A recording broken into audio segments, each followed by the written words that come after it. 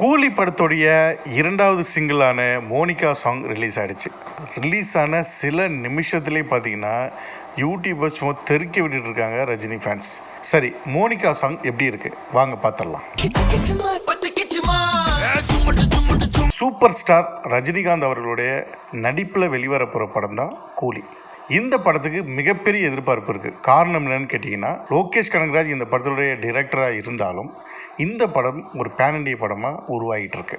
அமீர் கான், நாகார்ஜுனா, சோபின், உபேந்திரா, தமிழில் பார்த்திங்கன்னா சத்யராஜ், பல பெரிய நட்சத்திரங்கள் இந்த படத்தில் நடிச்சிட்டு இருக்காங்க. இதனால் இந்த படத்துக்கு மிகப்பெரிய எதிர்பார்ப்பு இந்திய அளவில் எகிரி இருக்குது. ஃபஸ்ட்டு சாங் பார்த்திங்கன்னா சிக்கிட்டி வைப் ரிலீஸ் பண்ணாங்க. சும்மா தெறிக்க விட்டுச்சு. வைபாவும் இருந்தது. டிஆருடைய வாய்ஸு நம்மளை அடுத்த லெவலுக்கு கொண்டு போயிருக்கு அப்படின்னு சொல்லலாம். மோனிகா சாங்கோடைய டியூனை பார்த்தா ஜெயிலர் 1 படத்தில் தமிழ்நாடு ஆடுவாங்க இல்லையா, காவாலயா சாங், அந்த சாங் டியூன் மாதிரி நமக்கு தோணுது. இன்னும் சொல்ல போனால் பூஜா ஹெக்டே ஒரு ஸ்டெப்பு போடுறாங்க. ஏறக்குறைய தமிழா போடுற ஸ்டெப்பு மாதிரி நமக்கு ஒரு ஃபீல் கிடைக்கும்.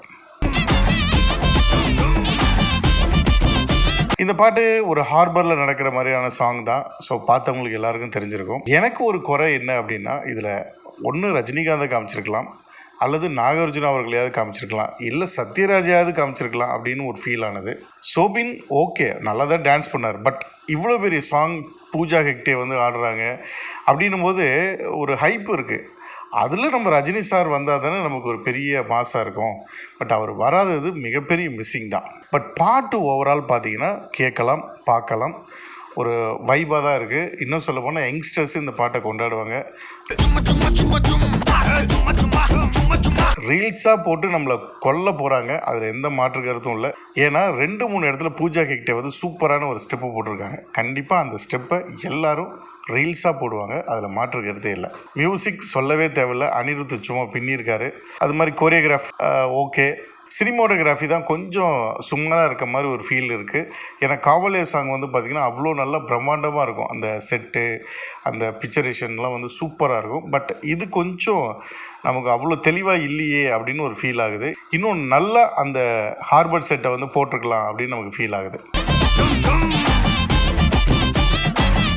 ஸோ சினிமாட்டோகிராஃபி ஆவரேஜ் தான் இந்த சாங்கை பொறுத்தளவு. பாடல் வரிகள் அவ்வளோ ஒன்றும் மனசில் நிற்கிற மாதிரியான வரிகள் இல்லை. விஷ்ணு எடவன் இன்னும் நல்லா எழுதியிருக்கலாமே அப்படின்னு நமக்கு தோன்ற மாதிரி தான் வரிகள் இருக்குது.